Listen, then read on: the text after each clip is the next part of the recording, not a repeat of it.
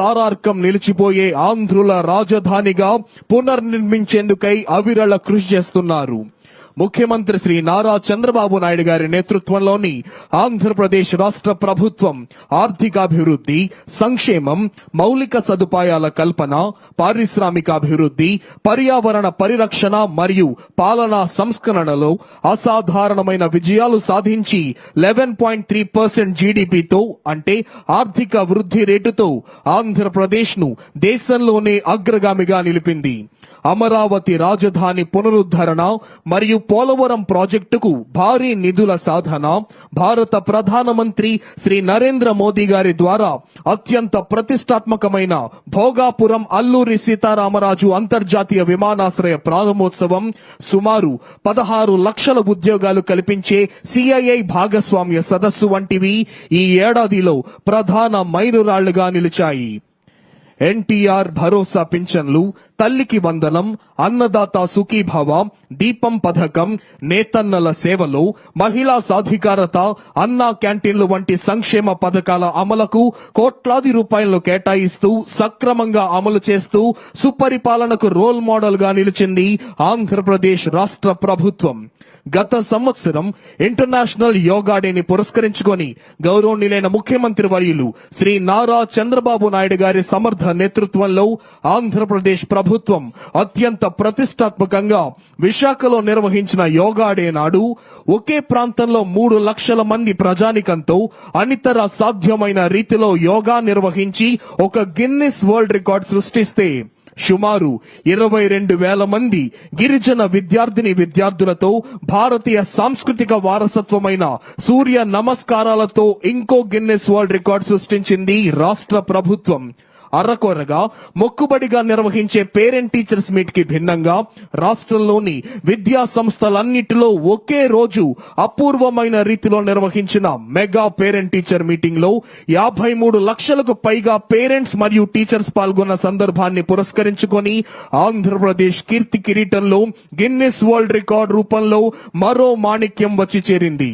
Bhogapuram international airport ప్రారంభోత్సవ సందర్భంగా 13,750 మంది విద్యార్థినులు ఒకేసారి భారీ ఎత్తున ప్రదర్శించిన ధింసా నృత్యం ఆంధ్రప్రదేశ్ కీర్తి కిరీటంలో గిన్నిస్ వరల్డ్ రికార్డ్ అనే మరో మరకతాన్ని చేర్చింది.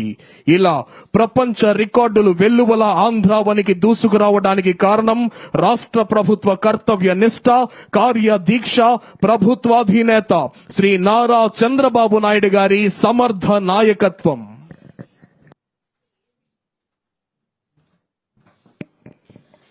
Honorable Chief Minister is reviewing 2nd Battalion APSP Kurnool contingent. Contingent is commanded by Sri I. Nagaraju, Reserve Inspector. 2nd Battalion APSP Kurnool contingent పరిశీలిస్తున్నారు గౌరవనీయులైన ఆంధ్రప్రదేశ్ రాష్ట్ర ముఖ్యమంత్రి వర్యులు. Honorable Chief Minister is reviewing 3rd Battalion of Andhra Pradesh Special Police Kakinada contingent. Contingent is commanded by Sri V. Ramu, Reserve Inspector. 3rd Battalion APSP Kakinada contingent పరిశీలిస్తున్నారు గౌరవనీయులైన ఆంధ్రప్రదేశ్ రాష్ట్ర ముఖ్యమంత్రి వర్యులు. Honorable Chief Minister is reviewing CRPF contingent. Contingent is commanded by Sri Ajay Kumar, Sub Inspector. CRPF contingent పరిశీలిస్తూ ముందుకు వెళ్తున్నారు గౌరవనీయులైన ఆంధ్రప్రదేశ్ రాష్ట్ర ముఖ్యమంత్రి వర్యులు.